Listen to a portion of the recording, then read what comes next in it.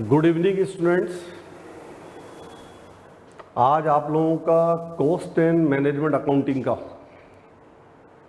Exam था और I hope कि आप सब लोगों ने पेपर को बहुत अच्छी तरह से अटेंड किया होगा, क्योंकि जो स्टूडेंट्स से जो फीडबैक मिल रहा है उसके according paper on average simple paper था। स्टूडेंट का फीडबैक ये है। तो और वैसे हमारे स्टूडेंट्स तो पेपर का लेवल अच्छा होता तब भी वो अच्छा ही परफॉर्म करते।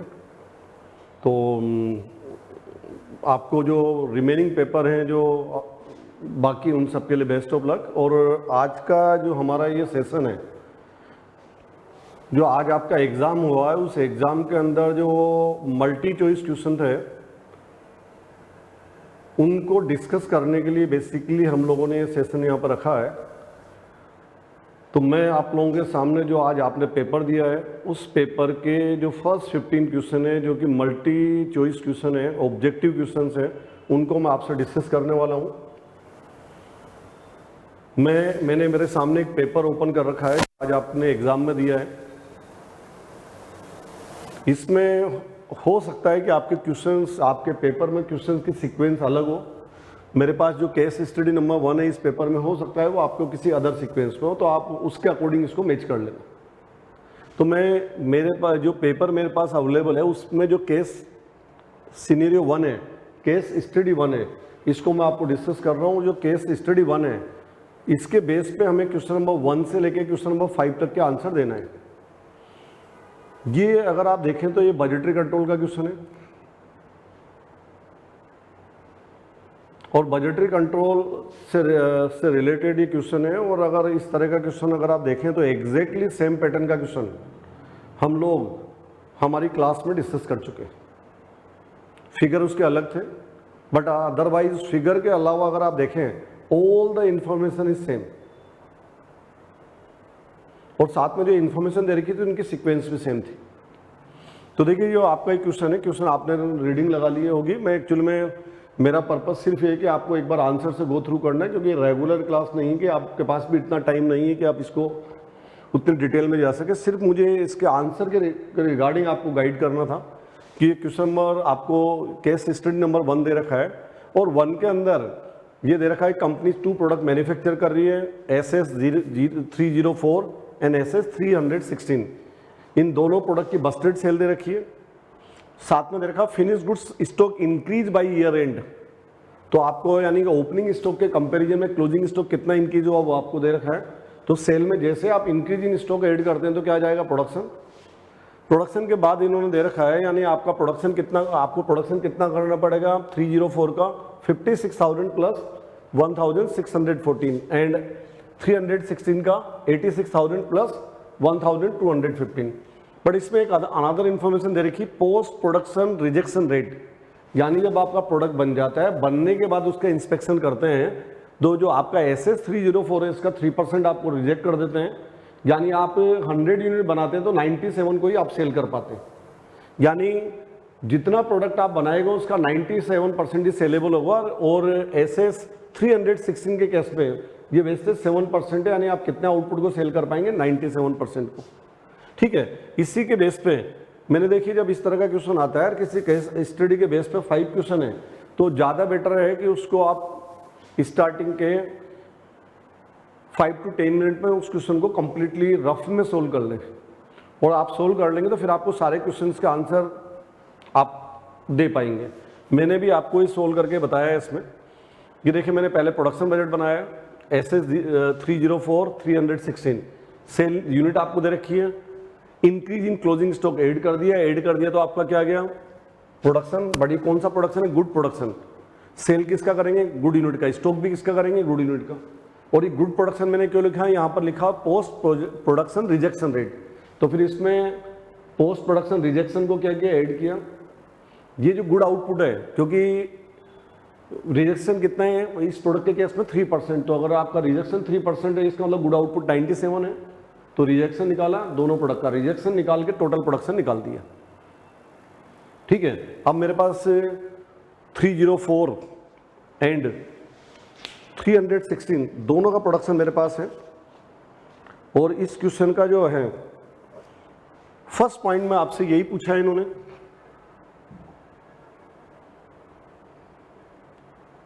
कि थोड़ा सा पेपर का कलर की वजह से आपको वो आ सकती है, बट आपने उन्हें देखा होगा the minimum number of unit of 304 and 316 the company sell produce to justify the sale forecast would be. तो आपको कितनी यूनिट का प्रोडक्शन करना चाहिए दोनों प्रोडक्ट का, सो दैट आप जितनी सेल करना चाहें कर सकते हो। तो प्रोडक्शन आ गया, आपका प्रोडक्शन आ गया 59,396 304 का और 93,784 316 का। और इसका जो आंसर आ रहा है वो आंसर अगर आप देखेंगे तो अगर आपके जो मल्टी चॉइस आपको दे रखी है उसमें जो अल्टरनेट 3C देखेंगे तो 3C के अंदर आंसर आ रहा है 59,396 एंड 93,780। तो इसका आंसर क्या हुआ? सी। ये फर्स्ट क्वेश्चन का आंसर है। ठीक है, ये प्रोडक्शन निकालने के बाद फिर हमने इसमें कैलकुलेट किया मेटल कंजम्पशन, क्योंकि इस क्वेश्चन में आपको आगे दे रखा है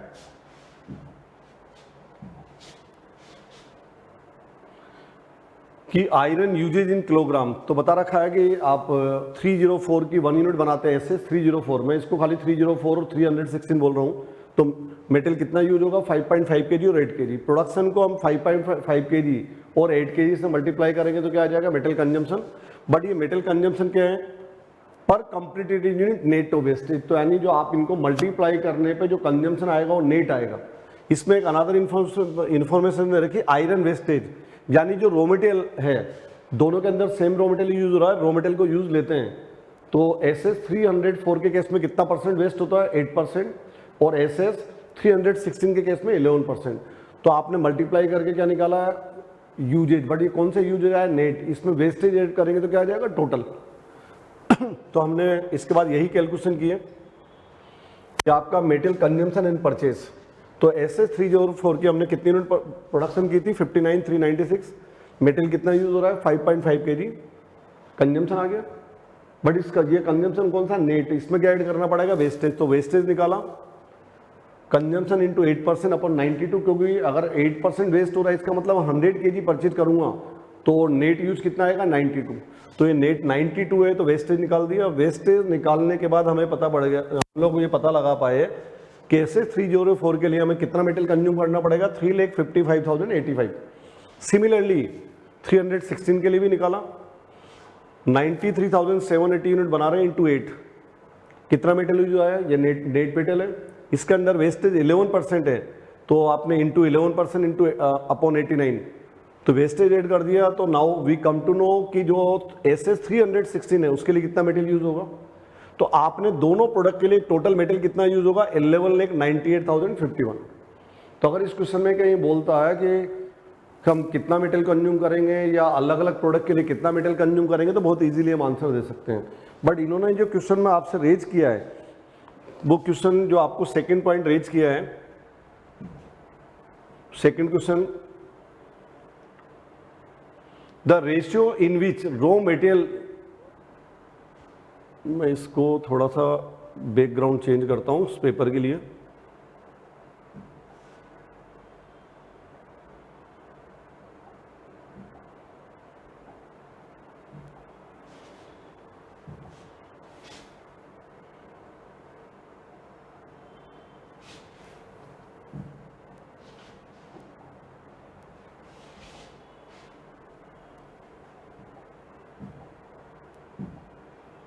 बट चलिए इस पर कोई इम्पैक्ट नहीं आया इसका।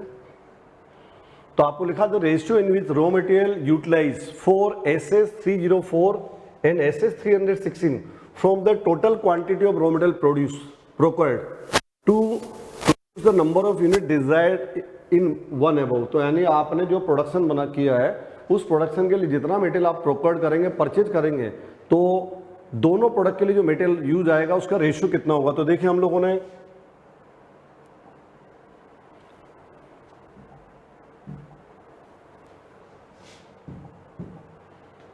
ये क्या हो गया इसकी, ये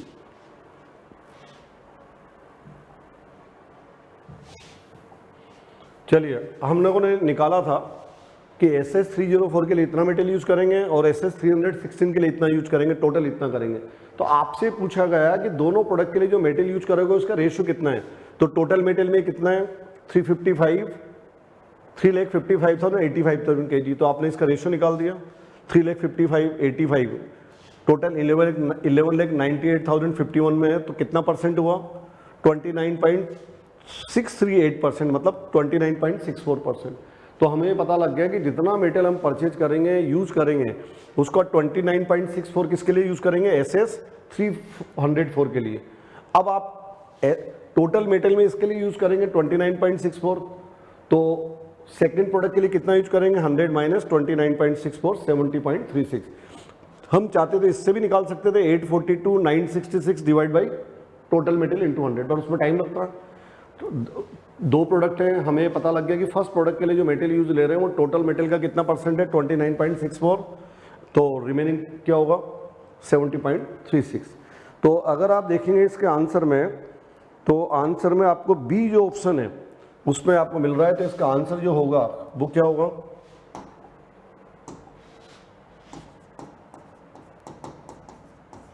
आंसर बी। देखिए इसके बाद नेक्स्ट क्वेश्चन पे हम आते हैं। Third question, assuming that all available 1,200 ton of raw material is procured per annum and will be utilized for production। देखिए एक बेसिक चीज को आप समझे, हमें प्रोडक्शन के लिए मेटेरियल की कम जरूरत है। कितने मेटेरियल की रिक्वायर्ड में 11,98,051, बट ये कह रहे हैं कि मान लीजिए जो सप्लायर के पास अवेलेबल है 1200 टन, पूरे को यूज करते हैं, क्योंकि क्वेश्चन के पैराग्राफ में दे रखा कि सप्लाई 1200 टन से ज़्यादा मेटेरियल सप्लाई नहीं करेगा। 1200 टन का मतलब 1200 इंटू 1000 12 लाख kg, यानी पूरे 12 लाख kg मेटेरियल की बात कर रहा है, जबकि हमारे को अपने प्रोडक्शन के लिए इतना ही मेटेरियल रिक्वायर्ड है। अब ये बात कर रहा है पूरे 1200 kg यानी 1200 टन का यूज करेंगे।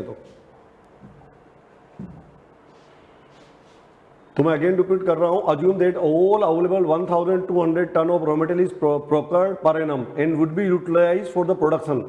What would be the raw material needed for the production of SS304 in order to maintain the same production mix arrived in question 2 above? तो यानी आपको उसी रेशो में मेटेरियल यूज लेना है, और हम अगर पूरा 1200 टन मतलब 12 लाख kg मेटेरियल परचेज करेंगे तो उसी रेशो में यूज लेंगे तो कितना मेटेरियल यूज आएगा, किसके लिए, ये आपको पूछा गया है इसने SS304 के लिए। तो देखिए इसकी भी कैलकुलेशन हमने की है, 1210 इंटू 1000 तो कितना मेटेरियल हो गया 12 लाख kg। अब 12 लाख kg मेटेरियल मुझे इन दोनों प्रोडक्ट के लिए यूज लेना है इसी रेशियो में, तो इस 12 लाख kg को इस रेशियो में डिस्ट्रीब्यूट कर दिया, डिस्ट्रीब्यूट किया तो प्रोडक्ट SS34 के लिए कितना मेटेरियल यूज आएगा 3,55,663 kg, और SS316 के लिए 8,44,737। तो ये आपका आ गया। अब आपसे पूछा SS34 के लिए कितना मेटेरियल यूज आएगा, तो आपके पास यहां पर क्लियर है कि कितना मेटेरियल यूज आएगा।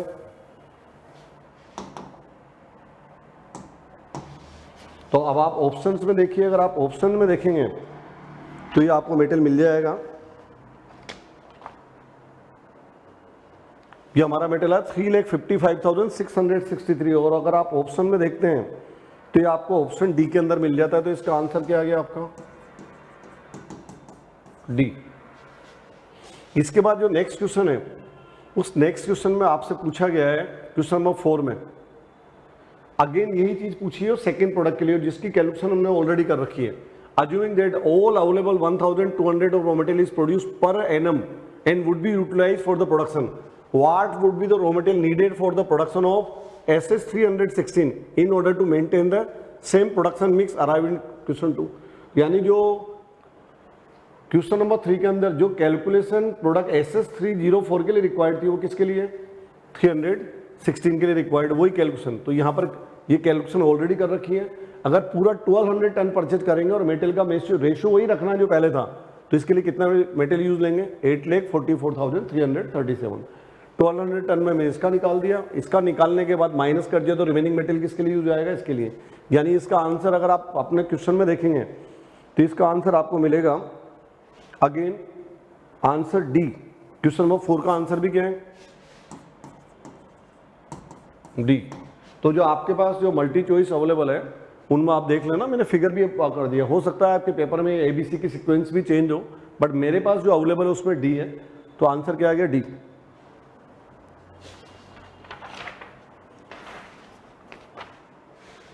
अब हम लोग आते हैं क्वेश्चन नंबर 5 पे।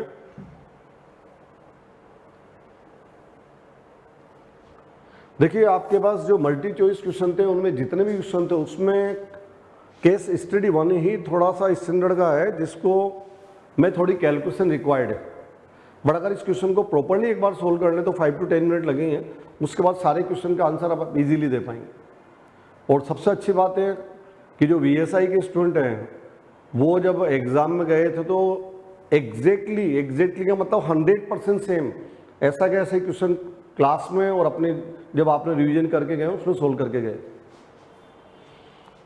Question number 5, keeping the management purchase policy and production quantity mix in consideration for SS304 and SS316, the maximum number of unit each product that company would produce respectively by utilize 1200 ton of raw material।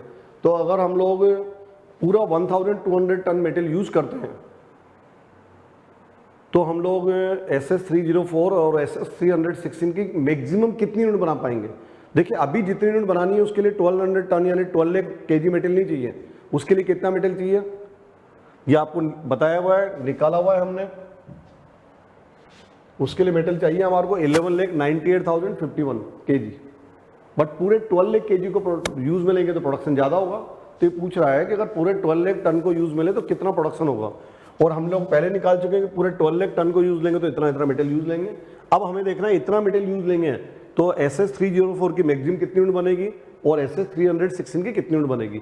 तो देखिए हम लोगों ने यहाँ पर किया है SS304 और 316 ये मेटेरियल ले लिया 355, 63, 844, 337, तो ये इतना kg मेटेरियल है। अब लेकिन जब इतना मेटेरियल यूज लेंगे टोटल तो इसका वेस्टेज भी है, और वेस्टेज कितना दे रखा है SS304 के केस में 8% तो वेस्टेज लेस कर दिया, और इस केस में 11% तो आ गया। तो नेट क्वांटिटी जो प्रोडक्शन में यूज आएगी SS304 में कितनी आएगी 327,210 kg, और इसमें 7,51,460 kg ये नेट क्वांटिटी यूज आएगी। और पर यूनिट बनाने के लिए नेट क्वांटिटी कितनी है 5.5 kg। तो इतनी नेट क्वांटिटी और पर यूनिट के लिए इतनी नेट क्वांटिटी चाहिए तो कितनी यूनिट बना पाएंगे, डिवाइड कर दो। तो आपको पता लग गया कि अगर आप पूरे 1200 टन को यूज में लेंगे और उसी रेशियो में यूज में लेंगे जैसे पहले था तो आप SS304 की मैक्सिमम कितनी यूनिट बना पाएंगे 59,493। सिमिलरली इसकी नेट क्वांटिटी और पर यूनिट बनाने के लिए नेट क्वांटिटी 8 kg चाहिए तो डिवाइड करेंगे तो यूनिट कितनी आ जाएगी 93,933। और अगर आप अपने ऑप्शन में देखोगे तो ऑप्शन के अंदर ये आपको जो मिलेगा वो बेसिकली आपको मिलेगा बी अगर ऑप्शन में दे रखा 59,493 एंड 93,933। तो इसका आंसर क्या आ गया बी। ये कौन से क्वेश्चन का आंसर है क्वेश्चन 5 का। ये कौन से क्वेश्चन का आंसर है क्वेश्चन 3 का, ये क्वेश्चन 4 का, और ये आंसर है क्वेश्चन 2 का।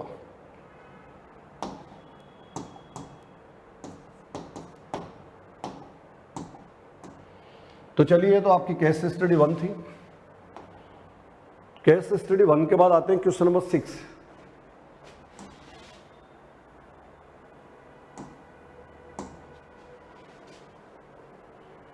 क्वेश्चन नंबर 6 आपको दे रखा है। तो देखिए इसमें जो पेपर का कलर है वो बिकॉज ऑफ कलर ये थोड़ा विजिबिलिटी में प्रॉब्लम आ रही है, बट आप लोग जब इस वीडियो से गो थ्रू हो, जब आप इस वीडियो को वॉच करेंगे तो आप अपना ओरिजिनल पेपर लेके बैठेंगे तो आप वहाँ पर इसको जज कर पाएंगे। देखिए इसमें गिवन है company which operate a batch costing system is fully integrated with the financial account. तो ये कौन सा सिस्टम फॉलो कर रहे हैं integrated accounting system. During a particular period material worth 30,000 and 20,000 rupees were issued to production and factory maintenance respectively. तो इन्होंने 30,000 का मेटेरियल तो किसके लिए इशू कर दिया प्रोडक्शन के लिए, तो किसको डेबिट करेंगे WIP को, WIP कंट्रोल अकाउंट। 20,000 का मेटेरियल किसके लिए इशू कर दिया फैक्ट्री मेंटेनेंस के लिए, तो किसको डेबिट करेंगे फैक्ट्री ओवरहेड को। तो एंट्री क्या बनेगी, work in process control account DR, factory overhead control account DR to, store ledger control account या material control account. The following control account are being maintain. तो कंपनी कौन कौन से कंट्रोल अकाउंट मेंटेन कर रही है, store ledger, work in process control, production overhead control, production control का मतलब factory overhead, in finish goods control. अब इसमें पूछा है इन्होंने कि जब आप इस ट्रांजैक्शन की जनरल अकाउंट की एंट्री करेंगे तो इनमें से कौन कौन से अकाउंट डेबिट होंगे। तो अभी एंट्री बताई थी, work in process control account DR, factory overhead control account DR, factory और प्रोडक्शन ओवरहेड कंट्रोल एक ही है, मतलब कौन कौन से अकाउंट डेबिट होंगे, अकाउंट सेकंड और थर्ड। तो आपको आंसर में जो दे रखा है सेकंड और थर्ड, और सेकंड और थर्ड का जो ऑप्शन है वो कौन सा, बी। तो इसका आंसर क्या होगा, बी। तो बड़ा सिंपल क्वेश्चन था ये, देखे मैं एंट्री करके बता दी मैंने, वर्क इन प्रोसेस और फैक्ट्री ओवरहेड। तो डेबिट किस क्या क्या होगा, वर्क इन प्रोसेस जो कि क्वेश्चन में सेकंड सीक्वेंस में दे रखा है, और फैक्ट्री ओवरहेड थर्ड सीक्वेंस में दे रखा है। तो आंसर क्या हो गया, बी। इसके बाद नेक्स्ट क्वेश्चन आते हैं, क्वेश्चन नंबर 7। क्वेश्चन नंबर 7 पे हम अगेन आते हैं। ये देखिए इसका आंसर था सेकंड एंड थर्ड। देखिए क्वेश्चन नंबर 7 के अंदर ये सर्विस कॉस्टिंग से रिलेटेड क्वेश्चन है, और इसमें एब्सोल्यूट टन किलोमीटर कैलकुलेट करना है, कमर्शियल टन किलोमीटर कैलकुलेट करना है। अगर आप देखें तो सर्विस कॉस्टिंग जब हमने डिस्कस किया तो सबसे पहले आप देखें आईसीए के स्टडी मटेरियल का इलस्ट्रेशन 1, उसको कमर्शियल टन किलोमीटर और एब्सोल्यूट टन किलोमीटर निकालने थे, और हमारी जो बुक है उसके भी क्वेश्चन नंबर 1 और 2 में यही कैलकुलेशन करनी थी। तो ओनली टन किलोमीटर कैलकुलेट करना, बड़ा सिंपल क्वेश्चन है। तो आपको लिखा है a lorry start with a load of 15 ton goods from station X, it unload 5 ton at station Y. तो एक्स से वाई तक कितना लेके गई, 15 टन, और वाई पे कितना अनलोड कर दिया, 5 टन। तो आगे कितना लेके गई, 10 ton. And balance goods in station Z, तो एक्स से वाई तक 15 टन लेके गया और वाई से जेड तक 10 टन। ये ध्यान रखें, टन किलोमीटर में यूज आएगा इसका। On return trip it reach station X with a load of 8 ton loaded at station Z. तो स्टेशन जेड पर अगेन उन्होंने 8 टन गुड्स लोड किया और डायरेक्ट कहाँ गया, स्टेशन एक्स पर। तो रिटर्न में कितना लेके आए, 8 टन।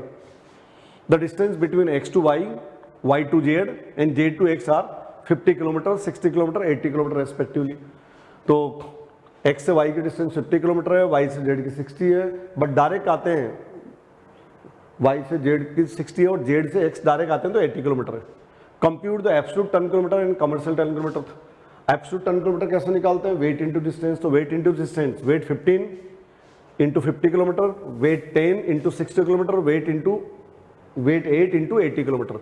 तो ये आपका क्या आ जाएगा, कमर्शियल टन किलोमीटर, ठीक है। Oh sorry, absolute ton kilometre. तो एब्सोल्यूट टन किलोमीटर आ गया 50 kilometre into 15 ton, 60 kilometre into 10 ton, 80 kilometre into 8 ton. इन सबको मल्टीप्लाई किया तो 1990 किलोमीटर।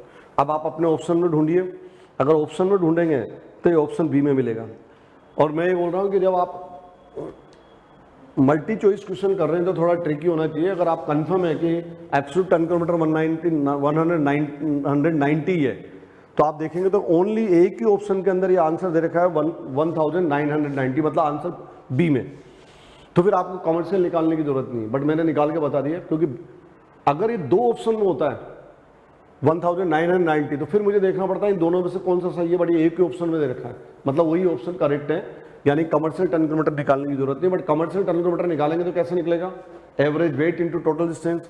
तो एवरेज वेट 15 टन, फिर आगे वाई से जेड कितना लेके गए 10 टन, और फिर जेड से एक्स पे कितना लाए 8 टन। तो 15 + 10 + 8 divide by 3 into total distance. तो मैंने प्लस लगा दिया गलती से, बट इंटू टोटल डिस्टेंस। तो डिस्टेंस कितनी है, X to Y 50, Y to Z 60 और जेड टू एक्स 80।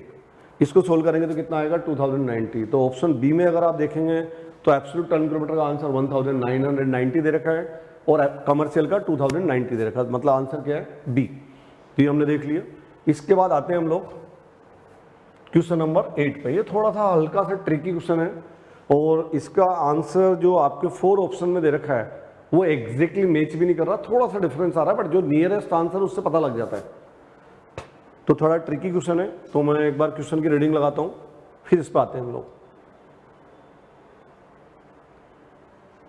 देखिए इसमें लिखा है company forecast it's labour cost and material cost go up by 12% and 8% respectively per unit in the next financial year. तो next financial year में labour की cost कितनी इनकी होगी 12% एंड मेटल की 8%। यहाँ थोड़ा ध्यान रख लें, ये थोड़ा इन्होंने यहाँ पर कुछ ट्रिक लगा रखी है, लिखा लेबर एंड मेटेरियल। नॉर्मली हम लिखते हैं मेटेरियल एंड लेबर, तो ध्यान रखना कि लेबर के लिए 12% इंक्रीज है और मेटेरियल के लिए 8% है। अगर आपने ध्यान नहीं दिया और रिवर्स कर लिया मेटेरियल लेबर, तो फिर आपकी कैलकुलेशन गलत हो जाएगी। तो लेबर की कॉस्ट पर यूनिट कॉस्ट कितनी इंक्रीज होगी 12%, मेटेरियल की 8% in next financial year. If the ratio between material and labour is 5:3, तो मेटेरियल और लेबर की कॉस्ट का रेशियो कितना है 5:3। Determine the increase in selling price as a percentage that company sell keep to maintain PV ratio 12%। तो हमारा अभी PV ratio 12% और आगे भी हमें पीवी रेशियो 12% ही रखना है, तो सेलिंग प्राइस कितनी परसेंट बढ़ानी पड़ेगी। अज्यूमिंग वेरिएबल ओवरहेड इज नील, तो वेरिएबल ओवरहेड नहीं, यानी वेरिएबल कॉस्ट में दो ही चीज है, मेटेरियल एंड लेबर। ठीक है, तो अब इसका ये बताना है, और आपको मालूम है कि जब मेटेरियल और लेबर की कॉस्ट इंक्रीज होगी, तो आपका अगर कॉस्ट इंक्रीज होगी और आप सेलिंग प्राइस नहीं बढ़ाते तो कंट्रीब्यूशन कम होगा, और कंट्रीब्यूशन कम होगा तो पीवी रेशियो कम होगा। बट हमें यहाँ पीवी रेशियो कम नहीं करना है, 12% पे मेंटेन करना है। तो हमें क्या करना पड़ेगा, सेलिंग प्राइस बढ़ानी पड़ेगी। तो सेलिंग प्राइस कितनी बढ़ाएं, तो जो डेटा दे रखे हैं, क्योंकि इसमें कोई फिगर तो दे नहीं रखे, बट हमने एक अज्यूम कर लिया कि सेलिंग प्राइस अभी 8%, सेलिंग प्राइस 100 है सपोज, कॉन्ट्रीब्यूशन 12 है। 12 क्यों, क्योंकि पीवी रेशियो कितना है 12%, और वही आगे मेंटेन करना है। तो वेरिएबल कॉस्ट कितनी होगी 88। तो अभी 8% सिचुएशन क्या है, अगर सपोज सेलिंग प्राइस 100 है तो पीवी रेशियो 12% है, मतलब कॉन्ट्रीब्यूशन 12 रुपीज होगा और वेरिएबल कॉस्ट 88 होगा। इस 88 के अंदर क्या है, मेटेरियल और लेबर। तो देखिए अब मैंने आगे सोल्व किया है, मेटेरियल और लेबर 5:3 के रेशियो में, तो 88 को 5:3 के रेशियो में डिस्ट्रीब्यूट करेंगे तो कितना आएगा 55 पर यूनिट और 33 पर यूनिट, टोटल 88 और कॉन्ट्रीब्यूशन 12 और सेलिंग प्राइस 100। तो अभी सेलिंग प्राइस 100 है। अब नेक्स्ट ईयर में क्या हो रहा है, प्रपोज या नेक्स्ट ईयर मेटेरियल की कॉस्ट कितनी इनकी जो रही है 8%, तो 55 प्लस 8% करेंगे तो कितना हो जाएगा 59.4। लेबर की कॉस्ट कितनी इनकी जो रही है 12%, तो 33 में 12% ऐड करेंगे तो कितना हो जाएगा 36.96, यानी मेटेरियल प्लस लेबर जो पहले 88 था अब कितना हो जाएगा 96.36। तो अब आपकी जो टोटल वेरिएबल कॉस्ट होगी, वो टोटल वेरिएबल कॉस्ट पहले 88 थी, अब 96.36 है। अब हमारे को पीवी रेशियो 12% ही रखना है, तो पीवी रेशियो 12% ही रखेंगे, इसका मतलब वेरिएबल कॉस्ट कितनी होगी 88%। तो ये वेरिएबल कॉस्ट 88% है, तो सेलिंग प्राइस कितनी निकलेगी, तो वेरिएबल कॉस्ट डिवाइड बाय 80% कितना आ गया 109.5। यानी पहले सेलिंग प्राइस 100 थी, तो अब बढ़ा के कितनी करनी पड़ेगी 109.5। तो 100 रुपीज पर बढ़ा के आप 109.5 कर रहे हैं, तो इसका मतलब 9.5 बढ़ा रहे हैं 100 पे, तो आपकी कितनी परसेंट इंक्रीज करनी पड़ेगी 9.5%। तो एग्जैक्ट आंसर इसका क्या आ रहा है 9.5। बट क्वेश्चन के अंदर जो आंसर दे रखे हैं उसमें ए दे रखा है 7.45%, बी 8.01%, सी 9.95% और डी 9.46%। तो जो डी आंसर है वो इसका नियरेस्ट है 9.46। कोई फ्रैक्शन वगैरह की वजह से कुछ प्रॉब्लम आ गई होगी इनको ने, तो आंसर क्या आ गया इसका डी। तो ये बेसिकली बता दिया, थोड़ा सा हल्का सा ट्रिकी क्वेश्चन था। क्वेश्चन नंबर 8 के बाद हम आते हैं नेक्स्ट क्वेश्चन पर, क्वेश्चन नंबर 9। और देखिए क्वेश्चन नंबर 9 प्रोसेस कॉस्टिंग से रिलेटेड है। इससे पहले जो क्वेश्चन किया वो मार्जिन कॉस्टिंग का था, और मार्जिन कॉस्टिंग में कई बार ऐसा कर चुके हैं कि हमारे को पीवी रेशियो वही रखना है, तो सेलिंग प्राइस कितनी करेंगे, अगर कॉस्ट बढ़ जाती तो वही काम में लिया है यहाँ पर भी। देखिए आपको लिखा है a spice is passes through 2 process and output of process 1 grinding transfer to process 2 packaging. The input unit in process 1 is 7500 unit and output unit 7275। ध्यान रखें इनपुट 7500 और आउटपुट 7275 kg, और एबनॉर्मल गेन 150 kg, यानी आपका production 150 kg ज़्यादा हो गया। होना इससे कम चीज था, बट हो कितना गया 150 kg ज़्यादा। You are required to calculate normal loss percentage, तो आपको बताना नॉर्मल लॉस कितना परसेंट है, and value of abnormal gain, और साथ में एबनॉर्मल गेन की वैल्यू। अब एबनॉर्मल गेन कितना है 150 kg, तो क्या निकालना पड़ेगा कॉस्ट पर यूनिट या कॉस्ट पर kg, और 150 से मल्टीप्लाई कर देंगे। If the total expenses incurred in process 1 are 1,50,750 and scrap has a realised value 3 per unit, तो प्रोसेस 1 की टोटल कॉस्ट 1,50,000 दे रखी है। जब कॉस्ट पर यूनिट निकालेंगे तो total cost minus scrap value और फिर डिवाइड करके कॉस्ट पर यूनिट निकालेंगे। अब आपको निकालना क्या है इसमें, normal loss percentage, normal loss percent and value of abnormal gain. ठीक है, तो नॉर्मल लॉस परसेंट निकालने के लिए पहले क्या निकालना पड़ेगा, नॉर्मल लॉस। तो देखिए नॉर्मल लॉस निकालने के लिए क्वेश्चन नंबर 9, ये आपका इनपुट दे रखा है 7500, आउटपुट दे रखा है 7275, इसका मतलब एक्चुअल में लॉस कितना हुआ 225, बट एब्रुल गेन है, एब्रुल गेन का मतलब एक्चुअल लॉस कम हुआ है नॉर्मल लॉस से, कितना कम हुआ है गेन के बराबर, तो एब्रुल गेन ऐड कर दिया तो नॉर्मल लॉस कितना आ गया 375 यूनिट, यानी नॉर्मल लॉस 375 यूनिट है। इतना लॉस होना चाहिए था बट हुआ इतना ही।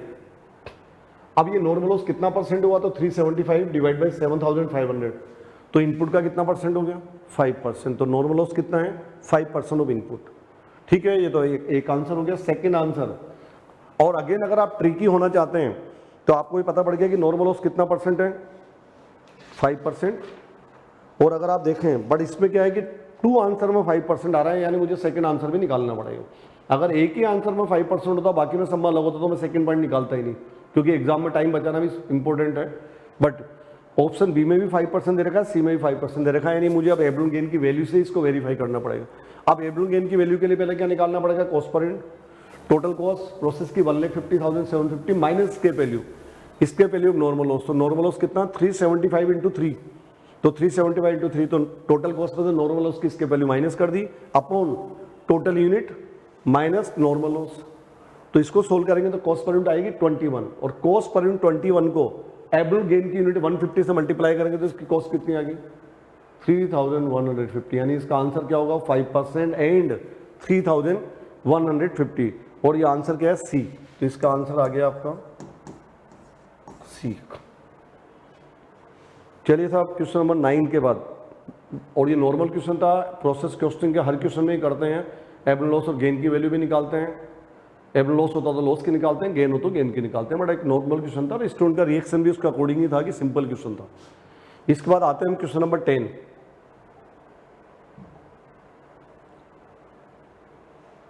देखिए क्वेश्चन नंबर 10 जो है वो बजटरी कंट्रोल से रिलेटेड है, और एक तरह से मेटल कंजम्पशन बजट निकालना, और मेटल कंजम्पशन कैसे निकलेगा, production into raw material per unit. अब आपको लिखा है कि Healthy and Fit Limited manufacture and sell a single product caption as a exercise bike, तो एक्सरसाइज बाइक सेल कर रहे हैं, the estimated unit to be sold in the last quarter of the year 2024-25 are को दे रखा है, जनवरी में हमें 1500 यूनिट सेल करनी है, फरवरी में 1800 और मार्च में 1000। The company's policy is to hold closing stock of finish goods at 20% of expected sale volume of the succeeding month, यानी एवरी मंथ का क्लोजिंग स्टॉक कितना होगा नेक्स्ट मंथ की सेल का 20%, जनवरी का कितना होगा, फरवरी की सेल का 20%, फरवरी का क्या होगा, मार्च की सेल का 20%, और दिसंबर का क्लोजिंग स्टॉक क्या होगा, जनवरी की सेल का 20%। और ये क्यों बोल रहा हूँ, क्योंकि दिसंबर का जो क्लोजिंग होगा वो जनवरी का क्या होगा ओपनिंग, तो दिसंबर का क्लोजिंग जनवरी की सेल का 20%, और दिसंबर का क्लोजिंग जनवरी का क्या हो जाएगा ओपनिंग। आगे लिखा है each unit of bike exercise bike required 1 unit of main body with resistance system and 2 unit of pedal, तो यानी एवरी यूनिट बनाने के लिए मेन बॉडी तो 1 यूनिट चाहिए और पेडल कितना चाहिए 2। Calculate the number of pedal required to be purchase for January 2025, तो जनवरी मंथ में कितने पेडल परचेज करने पड़ेंगे बताना है आपको। तो अब जनवरी मंथ में कितने पेडल बनाने पड़ेंगे, तो पहले प्रोडक्शन निकाल लो जनवरी का, और फिर जनवरी का प्रोडक्शन को 2 यूनिट से मल्टीप्लाई कर दो। अब यहाँ पेडल का कोई ओपनिंग और क्लोजिंग स्टॉक नहीं दे रखा, तो वो एडलेस करने की जरूरत नहीं, डायरेक्ट किया जाएगा कितने पेडल परचेज करने। तो देखिए अब ये जनवरी की सेल आ गई 8 क्लोजिंग स्टॉक, तो फरवरी की सेल 1800 थी, उसका 20% ले लिया, लेस ओपनिंग स्टॉक, दिसंबर का क्लोजिंग जनवरी का ओपनिंग होगा, तो दिसंबर का क्लोजिंग क्या होगा, जनवरी का 20% मतलब 300 यूनिट, तो sale add closing less opening, तो आपका प्रोडक्शन कितना आ गया 1560 यूनिट, और 1 यूनिट बनाने के लिए पेडल कितना चाहिए 2 यूनिट, तो आपको कितने पेडल परचेज करने पड़ेंगे 3120। तो आंसर क्या हो गया इसका। अब आंसर में अगर आप देखेंगे 3120 जो है ये आंसर है सी, तो इसका आंसर क्या हो गया सी। आप तो 3120 देख रहे हैं, जिस भी वहां पर हो उस पर टिक लगाना है, मेरे पास जो दे रखा है उसमें तो सी है। तो ये मैंने क्वेश्चन नंबर 10 तक ले लिया है। इसके बाद अगर हम आगे चलते हैं, इसके बाद अगर नेक्स्ट क्वेश्चन पर मूव करेंगे तो वो आता केस सिनेरियो सेकंड, मतलब केस स्टडी सेकंड, और ये केस स्टडी सेकंड जो है ये मटेरियल चैप्टर 2 से रिलेटेड है, इकोनॉमिक ऑर्डर क्वांटिटी से रिलेटेड है और स्टॉक लेवल से रिलेटेड है। और इसमें एक बहुत थोड़ा सा यूज प्रोबेबिलिटी का भी किया है स्टॉक आउट के केस में। और स्टॉक आउट का एक क्वेश्चन आपके स्टडी मटेरियल में भी दे रखा है, उसमें भी प्रोबेबिलिटी का यूज कर रखा है। तो चलिए एक रीडिंग लगाते हैं इसकी क्विक और फिर इसको सोल्व करते हैं। अब हार्डली 5 मिनट में सोल्व हो जाएगा। आपको लिखा है Skylark electronic company assemble and sell laptop in India. An important component of laptop is its rechargeable battery. और आप जानते हैं कि लैपटॉप के अंदर रिचार्जेबल बैटरी होती है, डिस्चार्ज होता है, फिर हम चार्ज कर लेते हैं, फिर चलाते हैं, फिर वापस रिचार्ज कर लेते हैं। The company buy its monthly requirement of 4500 battery. तो इनको एवरी मंथ कितनी बैटरी की रिक्वायरमेंट होती है? 4500। तो एनुअल रिक्वायरमेंट कितनी होगी? 4500 into 12 is equal to 54,000 batteries. And it would buy its annual requirement in 10 equal instalment. तो इनको एनुअली 54,000 बैटरी की जरूरत पड़ती है और इसको 10 इक्वल इंस्टॉलमेंट। तो 54,000 डिवाइड बाई 10 यानी हर कितनी बैटरी परचेज कर लेते हैं? 5400। आगे भी बने the purchase cost of one battery is 800। तो अगर मुझे परचेज कॉस्ट निकालने की तो एनुअली कितनी परचेज करनी? 54,000 battery into 800। The batteries are use evenly throughout the year in assembling process on 360 day per year. तो पूरे ईयर में 54,000 बैटरी चाहिए, 360 डे है तो पर डे कितनी बैटरी चाहिए? 54,000 divide by 360, 150 battery per day. ये एवरेज कंजम्पशन रेट है, कहीं यूज आ सकती है। आगे गिवन है द ऑर्डरिंग कॉस्ट इज 9,000 पर order and inventory carrying cost is 37.5% per annum. तो ऑर्डरिंग कॉस्ट पर ऑर्डर 9,000 है, कैरिंग कॉस्ट 37.5% है किसका? 800 का।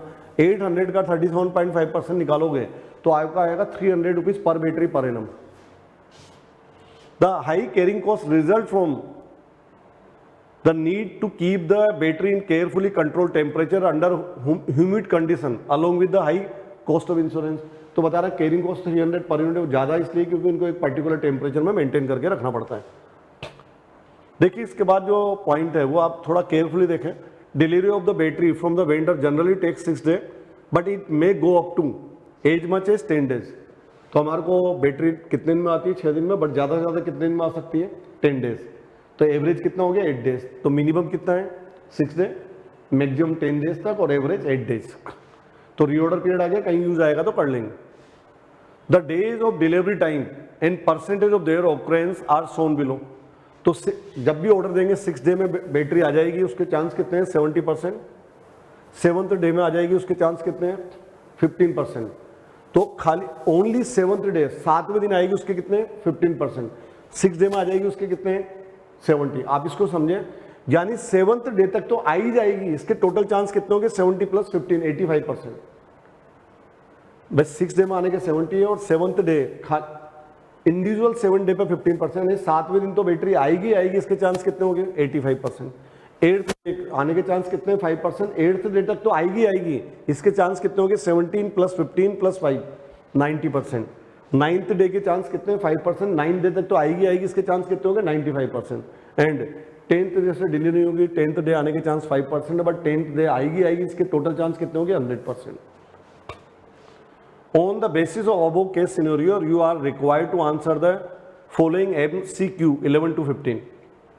तो देखिए पहले पॉइंट में तो आपको ईओ की पूछा है, at what quantity of purchase of battery the ordering cost will be equal to inventory carrying cost. तो आप कितनी बैटरी का ऑर्डर दें कि आपकी ordering cost carrying cost equal हो, तो हम सब जानते हैं इक्वल कहाँ होती है? ईओ क्यू पर। तो क्या निकालना पड़ेगा? EO Q. तो देखिए मैंने आपको ईओ क्यू निकाल दिया, ईओ क्यू आई है 1800। ये आपकी case study second, question number 11 to 15। Annual requirement 4500 into 12, 54,000, ordering cost 9,000, carrying cost 800 into 37.5, 300 rupees per battery per annum. ये मैं पहले बता चुका हूँ। EOQ 2 into annual requirement into ordering cost upon carrying cost कितना आ गया? 1800। यानी इसका आंसर क्या हो गया? अगर मल्टी चॉइस क्वेश्चन में इसका आंसर देखेंगे तो सी। इसके बाद नेक्स्ट उस पर आते हैं हम लोग।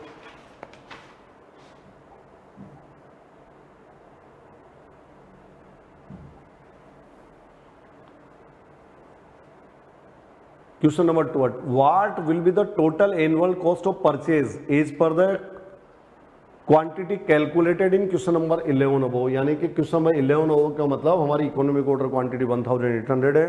अगर हर बार हम 1800 यूनिट परचेज करें तो हमारी टोटल परचेज कॉस्ट कितनी होगी, यानी टोटल क्या क्या निकालेंगे, purchase cost plus ordering cost plus carrying cost. और हम नंबर ऑफ क्वेश्चंस में क्लास में और आपने होमवर्क में कैलकुलेशन किए, तो आपकी परचेज कॉस्ट, तो यानी इसका आंसर निकालने के तीनों को कैलकुलेट कर लें। मैंने यहाँ कैलकुलेट करके बताइए, बट आप कैलकुलेटर पे कैलकुलेट कर लोगे। Total cost of material, purchase cost 54,000 into 800 कितना आ गया, 4 crore 32 lakh. Total ordering cost 54,000 divide by ROQ 1800 into ordering cost 9,000 कितना हो गया, 270, और कैरिंग कॉस्ट भी 270। Total cost 4 crore 37 lakh 40,000। और आप जब इसको आंसर में देखेंगे तो इसका आंसर आपको मिलेगा 4 करोड़ 37 लाख 40,000 बी। तो इसका आंसर क्या आ गया, बी। ये हो गया। इसके बाद जो आप देखिए, हम क्वेश्चन नंबर 11 और 12 कर चुके हैं और बिल्कुल सिंपल क्वेश्चन थे, क्योंकि ईओक्यू हम नंबर ऑफ टाइम निकाल चुके हैं। अब जो क्वेश्चन है थोड़ा सा टेक्निकल है, बट आपको इसको अंडरस्टैंड करना है।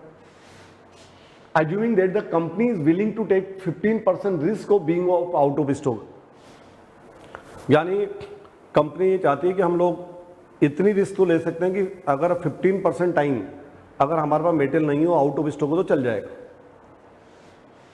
What would be the safety stock and reorder point. तो सेफ्टी स्टॉक और रीऑर्डर पॉइंट का मतलब रीऑर्डर लेवल क्या होगा, ठीक है।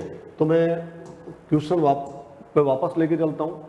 15% आउट ऑफ स्टॉक, मैंने देखिए आपको बताया था कि 6 डे में आने की प्रोबेबिलिटी 70% है और 7 डे में आने की 15 है, यानी 7th डे तक तो आएगी। इसकी टोटल प्रोबेबिलिटी कितनी होगी, 85%। लेकिन 15% चांस वैसे हैं जिसमें नहीं आएगी, यानी 15% out of risk, 15% risk of out of control रखनी है तो आपको 85% श्योरिटी चाहिए। और 7 डे तक आने की श्योरिटी कितनी, 85%। यानी आपको इतना सेफ्टी स्टॉक रखना पड़ेगा कि 7 डे काम चल जाए। तो आपकी एवरेज कंजम्पशन रेट कितनी है, 54,000 यूनिट एनुअली चाहिए, divide by 360 days, 150 unit per day. और आपको 15% risk of out of stock के लिए 85% श्योरिटी चाहिए, और 85% श्योरिटी चाहिए तो आपको कितने दिन पे मिलेगी, 7 डे पर। यानी सेफ्टी स्टॉक कितने दिन का मेंटेन करना पड़ेगा, 7 डे का। तो 7 इंटू 150 कितना आ गया, 1050। ये देखिए आपका 13 क्वेश्चन। एवरेज कंजम्पशन रेट निकाली 54,000 divide by 360, 150 unit. Safety stock for 15% risk of out of stock 850% risk.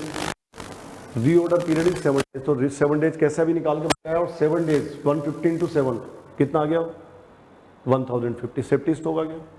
अब आपको क्या निकालना है, reorder point, reorder level. Reorder level का कैसे निकालते हैं, maximum consumption into maximum reorder period. But question में मैक्सिमम कंजम्पशन और मैक्सिमम नहीं दे रखा। मैक्सिमम रीऑर्डर पीरियड तो है 10 डेज, बट मैक्सिमम कंजम्पशन नहीं है ना, उसकी कोई इन्फॉर्मेशन है। तो अल्टरनेट क्या है, average consumption rate into average reorder period plus safety stock. Average consumption rate into average reorder period plus safety stock. तो एवरेज रीऑर्डर पीरियड मिनिमम कितना दे रखा, 6 डे, मैक्सिमम 10, एवरेज 8। तो 8 इंटू 150 कितना हो गया, 1200 प्लस सेफ्टी स्टॉक 1050। तो आपका reorder level कितना हो गया, 2250। और इसका आंसर क्या है, ए में अगर आप देखोगे तो दोनों आंसर आपको दे रखे हैं।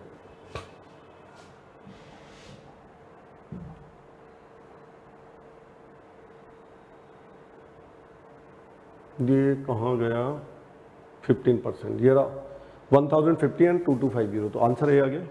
देखिए इसी तरह का सेम क्वेश्चन है, अब उसमें रिस्क का लेवल चेंज हो गया। Assuming that company is willing to take 5% risk of being out of stock, what would be the safety stock and reorder point? तो वही चीज दोबारा कैलकुलेशन करनी है, बट अब कंपनी आउट ऑफ स्टॉक की रिस्क कितना लेने चाहती है, ओनली 5%। 100 में से खाली 5 टाइम ऐसा हो जो हमारे पास स्टॉक ना, बट 95 टाइम तो स्टॉक होना ही चाहिए। तो अगर आप ये देखें इसको अगेन,